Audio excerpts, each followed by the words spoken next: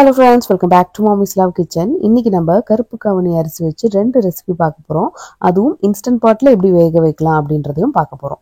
So பார்த்தீங்கன்னா 1 cup அளவுக்கு நான் கவுனி அரிசி எடுத்திருக்கேன். இது நைட்டே நல்லா வாஷ் பண்ணிட்டு நம்ம ஓவர் நைட் கண்டிப்பாக ஊற வைங்க. அப்போதான் நம்மளுக்கு அந்த டெக்ஸ்சர் கரெக்டாக வெந்து வரும்.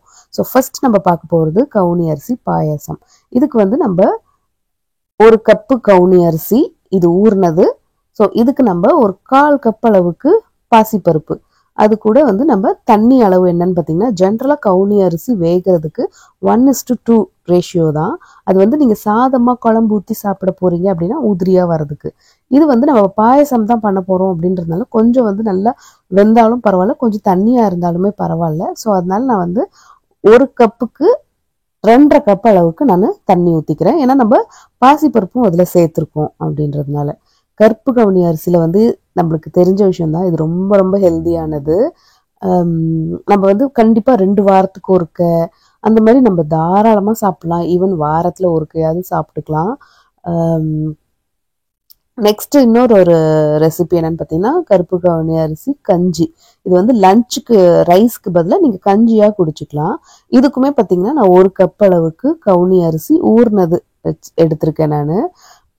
இது கூட நம்ம காய்கறி உங்களுக்கு எந்த காய்கறினாலும் சேர்த்துக்கலாம். இன்னைக்கு நான் பார்த்தீங்கன்னா கேரட் அந்த மாதிரிலாம் சேர்த்துக்கிறேன். ஸோ இதுக்கு தண்ணி அளவு என்னன்னு பார்த்தீங்கன்னா, இது கஞ்சி தான். ஸோ அதனால நம்ம 1 கப்பு ரைஸுக்கு ஒரு 3.5 கப் அளவுக்கு நான் தண்ணி ஊற்றிக்கிறேன். ஏன்னா நம்ம இதை கஞ்சியாக லிக்விட் ஃபார்மில் தான் குடிக்க போகிறோம். ஸோ உங்களுக்கு இன்னும் கெட்டியான ஃபார்ம் வேணும் அப்படின்னா நீங்கள் தண்ணியை கம்மி பண்ணிக்கலாம். ஒரு 2.5 கப்பு 3 கப்பு விட்டுக்கலாம். இப்போ இதுக்கு பார்த்தீங்கன்னா கொஞ்சமாக இஞ்சி, பூண்டு, அப்புறம் பச்சை மிளகா, பொடியாக கட் பண்ணி வச்சிருக்கிற வெங்காயம், கேரட், அடுத்து குடமிளகாவும் சேர்த்துக்கிறேன். ஸோ இதை தவிர்த்து உங்களுக்கு வேற ஏதாவது காய்கறி சேர்க்கணுன்னாலும் சேர்த்துக்கலாம். நான் கொஞ்சம் பச்சை பட்டாணியுமே சேர்த்துக்கிறேன். ஸோ கஞ்சினா நம்ம சும்மா வெறுமனே உப்பு போட்டு குடிக்கிறதுன்னு இல்லாமல் காய்கறியும் சேர்த்த மாதிரி இருக்கும். இந்த கருப்பு கலர்ல பர்பிள் கலர்ல இருக்கிற எந்த ஒரு சாப்பாட்டு பொருளையுமே பார்த்தீங்கன்னா அதில் ஆன்டி ஆக்சிடென்ட்ஸ் ஜாஸ்தியாக இருக்கும். நான் நேச்சுரலாக வர கலரை வச்சு சொல்கிறேன்.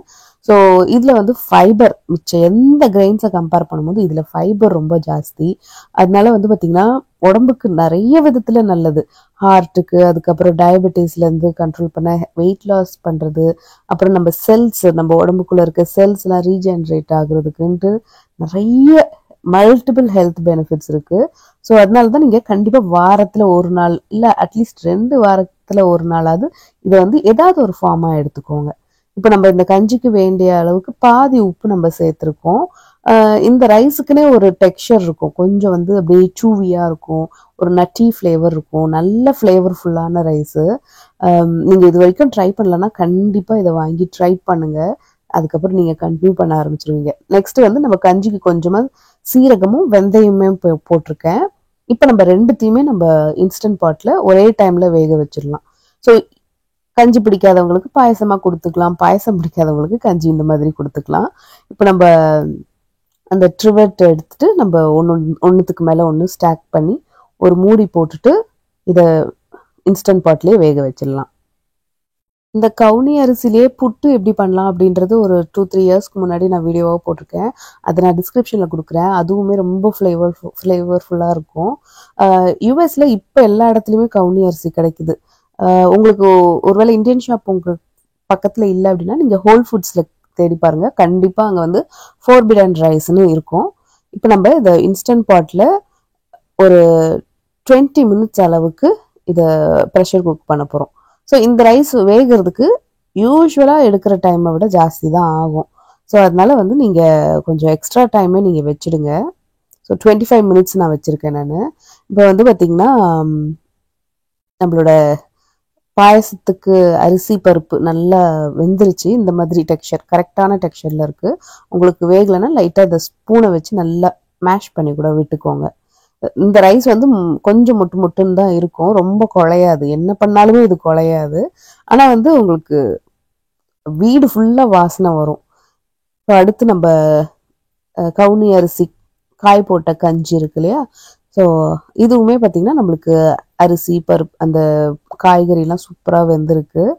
இப்போ நம்ம பாயசத்துக்கு கொஞ்சமாக ஒரு பேனில் நெய் ஊற்றி முந்திரி பருப்பு வறுத்து எடுத்துக்கலாம். அதுக்கப்புறம் இனிப்புக்கு வந்து நீங்கள் ஒன்று வெல்லம் இல்லை கருப்பட்டி இல்லை சுகர் எதுனாலும் எடுத்துக்கலாம். அது ஒரு கப்பு ஒரு 1/4 கப் அளவுக்கு தண்ணி ஊற்றி அதை நல்லா டைல்யூட் பண்ணிட்டு இப்போ நம்ம கவுனி அரிசி பருப்பு வேக வச்சிருக்கோம் இல்லையா, அது எல்லாத்தையும் ஒன்றா சேர்த்து போட்டுடலாம். ஸோ இதுலேயே வந்து நம்ம ஸ்வீட் பண்ணுவாங்க, நீங்கள் அதுவுமே பண்ணலாம். பட் அதில் என்னன்னா உங்களுக்கு திரும்ப நெய் ஜாஸ்தியாகும், இனிப்பு ஜாஸ்தியாக இருக்கும். ஸோ அதனால வந்து இது ஒரு நல்ல விஷயம் அப்படின்றதுனால வந்து பார்த்தீங்கன்னா கொஞ்சம் நம்ம ஹெல்தியர் ஃபார்மில் எடுத்துக்கிறது நல்லது. நெக்ஸ்ட் நம்ம காய்கறி கஞ்சி ஆல்மோஸ்ட் முடிஞ்சிருச்சு. நம்மளுக்கு குக் பண்ணுற வேலையே அவ்வளோதான். இதில் பார்த்தீங்கன்னா ஒரு சொட்டு எண்ணெய் கூட கிடையாது, தாளிக்க வேண்டிய அவசியம் கிடையாது. இப்போ வந்து பார்த்தீங்கன்னா நான் ஒரு 1/2 கப் அளவுக்கு தேங்காய் பால் ஊற்றிருக்கேன். ஸோ இந்த கவுனி அரிசி கஞ்சி இந்த ஸ்வீட் மட்டும் கிடையாது, இந்த கஞ்சியுமே ரொம்ப நல்லா இருக்கும், ஃபில்லிங்காக இருக்கும். அதே மாதிரி இந்த ரைஸுக்குன்னு ஒரு ஃப்ளேவர் இருக்குது. அதுவும் இந்த தேங்காய் பால் காய்கறி எல்லாமே சேர்ந்து சாப்பிடும்போது ரொம்ப நல்லா இருக்கும்.